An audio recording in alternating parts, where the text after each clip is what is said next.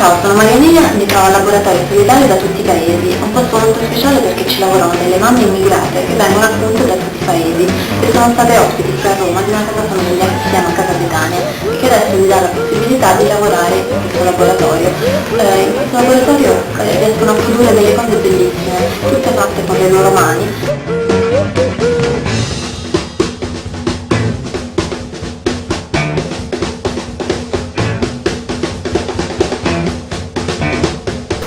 Purtroppo il laboratorio è ancora poco conosciuto e lui non dispone neanche di un computer.